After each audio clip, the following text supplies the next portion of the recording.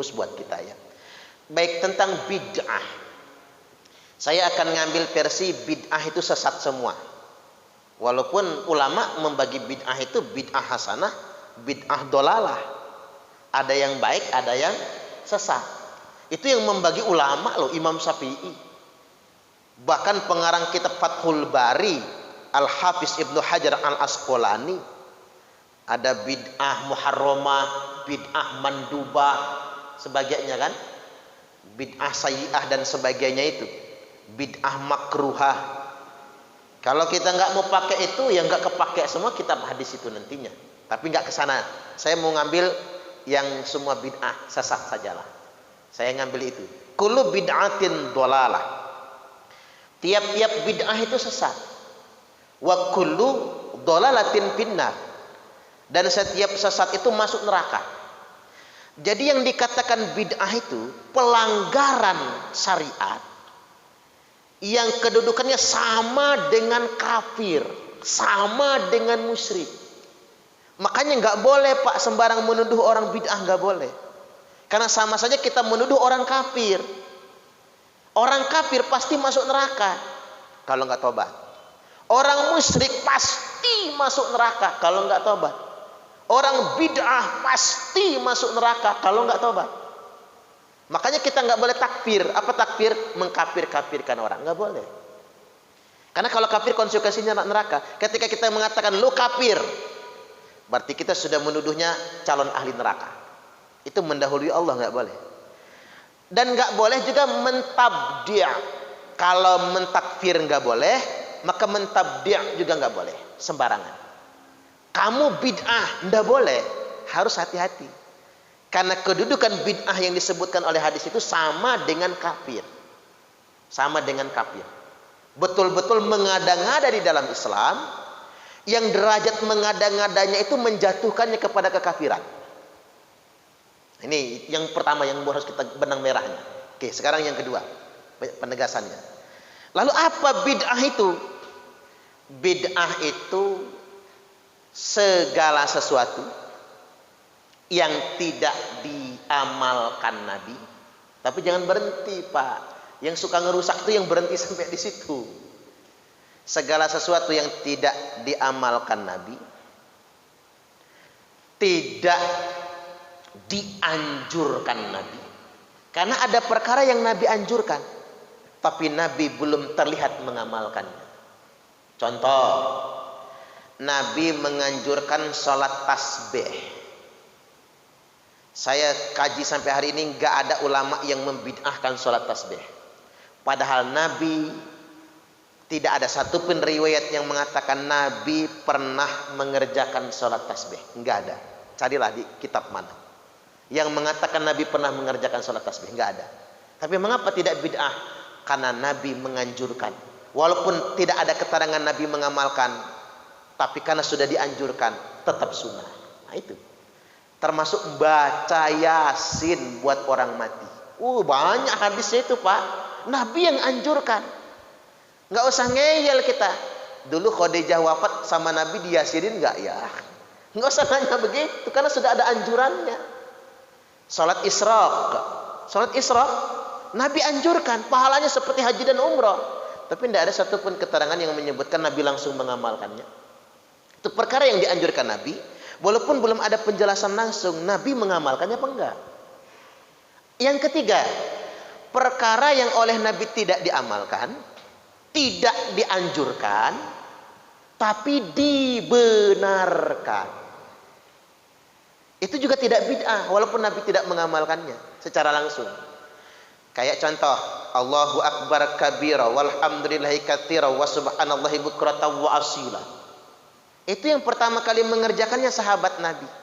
Bukan Nabi yang mengamalkannya. Tapi Nabi dikasih tahu malaikat. Selesai sholat kata Nabi, manil qailu kalimat kada wa kada? Siapa sih yang mengatakan kalimat begini-begini tadi? Allahu Akbar kabira. Gemeter sahabat Pak. Takut dianggap bid'ah tadi itu kan. Pikir dia kulu bid'atin dolalah nih bakalan. Muhdas nih. Gemeter ana ya Rasul. Kata Nabi, ajibtulah. Kirain mau marah. Kata Nabi, Ajibtulah, aku takjub dengan kalimat yang kamu baca. Gara-gara kamu baca itu, semua pintu-pintu langit dibuka dan malaikat berebut mencatat kalimat yang engkau baca tadi. Subhanallah. Itu takrir. Nabi enggak amalkan, Nabi enggak perintahkan di awal, tapi Nabi melihat dan mendengar sahabat melakukannya, Nabi membenarkannya. Termasuk mohon maaf Pak, tahlilan ke rumah-rumah. Itu Sahih Bukhari Muslim. Yang zikir ke rumah-rumah itu, Nabi dibangunkan sama malaikat Jibril. Muhammad, datangin rumah tetanggamu itu, mereka sedang berkumpul. Nabi dibangunin tidur, datang Nabi. Kata Nabi, ma ajlasakum, duduk-duduk apaan kalian di sini? Kami zikir ya Rasul. Demi Allah, kata Nabi, kalian zikir di sini hanya untuk mengingat Allah. Demi Allah, apa yang kalian baca? Kami bertahlil, kami bertasbih, kami bertahmid.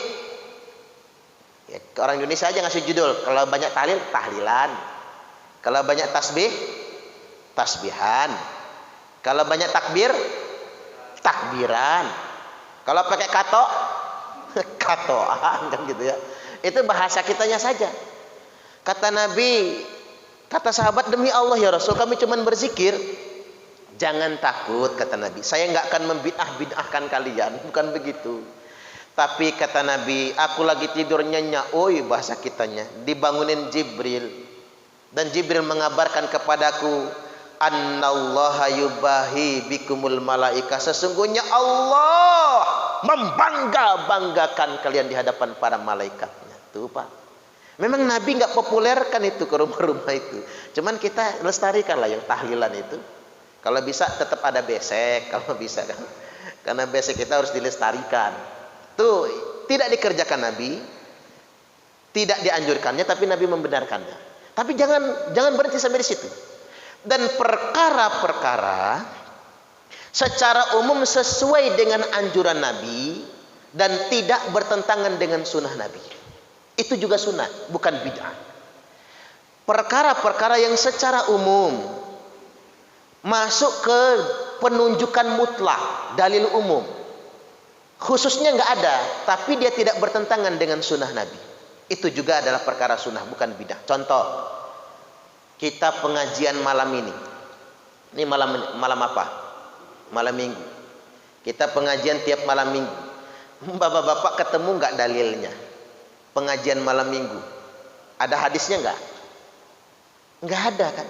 Nggak ada penunjukan pengajian malam Minggu, itu nggak ada. Sama kayak orang nanya, ngapa yasinan malam Jumat? Bid'ah, kan nggak harus malam Jumat. Sampai ngomong begitu kan? Nggak harus ada penunjukan langsung. Mengapa kita pilih malam Minggu? Karena kita bisanya malam Minggu, sepakatnya malam Minggu. Tapi isinya di sini apa? Isinya ngaji, pengajian. Nabi dulu pengajian nggak pakai kitab fikih Pak. Ini bid'ah kita pikir. Nggak ada fikih zaman Nabi mah, bid'ah ini. Tapi jangan sampai kita terlalu saklek. Ini sesuai dengan sunnah Nabi, tidak bertentangan dengan syariat Islam, maka dia menjadi sunnah juga. Perkara-perkara maslahatul mursalah, mikrofon. Nabi pernah nggak ceramah pakai mikrofon? Nggak pernah. Apa ini bid'ah? Bukan, ini sunnah juga. Mengapa jadi sunnah? Karena sesuai dengan ketentuan sunnah dan mendukung berjalannya syariat Islam. Sama kayak peringatan Maulid Nabi. Zaman Nabi tidak ada. Isra Mi'raj, zaman Nabi tidak ada kekhususan peringatan. Tapi lihat apa yang dilakukan dalam peringatan. Ngundang penceramah, satu ya. Yang kedua, ada yang ngaji, baca Quran, ada yang bersolawat, ada silaturahim, ada majelis ilmu. Woi, banyak betul pahalanya. Ada yang sedekah makanan. Maka peringatan Isra Mi'raj itu maslahatul mursalah dan mengandung aspek sunnah dan mendatangkan pahala karena isinya pengajian, baca Quran, berdoa, berzikir, selawatan, dan lestarinya sedekah. Alangkah banyak kebaikan di sana. Maka itu menjadi perkara sunnah. Saya pernah ditanya dalilnya Pak, saya bingung ngejawabnya ini. Tapi yang satu ini, Ustaz, Nabi dulu kalau habis ceramah diamplopin enggak? Nah saya bingung ini Pak, saya bingung ini jawabnya. Iya juga, Nabi dulu ceramah di amplopin, enggak ya Pak. Nah masalahnya Pak, yang suka membid'ahkan maulid, kalau diundang khutbah Jumat di amplopin masuk. Aturan bid'ah juga itu kan. Kalau mau kaku bid'ah itu, malah ada yang mengharamkan habis khutbah Jumat di amplopin. Tapi saya enggak Pak Haji, saya enggak mengharamkan ya. Saya setuju yang suka bid'ah itu kalau bisa, karena tidak ada satupun hadisnya, maka haram dan bid'ah habis khutbah Jumat menerima amplop. Kata pengurus masjid, alhamdulillah kasnya nggak berkurang kan begitu. Jadi hal-hal yang kayak gitu tuh nggak mesti berdalil, karena ngapa? Dia mendukung syariat. Kemana untuk syariatnya? Ustadznya beli bensin, dia beli kitab, ilmu yang bermanfaat, pengorbanan, bisyarah sebagainya. Tapi kalau di kampung saya masih fanatik Pak. Sampai sekarang khotib Jumat dan imam salat Jumat itu bagian dari fardu, rukun penyelenggaraan salat Jumat, tidak boleh disangoni. Makanya saya paling malas khutbah di kampung itu. Karena kaku tadi loh Pak, saking kakunya tadi. Nah sekarang bid'ah itu apa contohnya? Bid'ah itu karena kullu bid'atin dolalah wa kullu dolalatin finnar.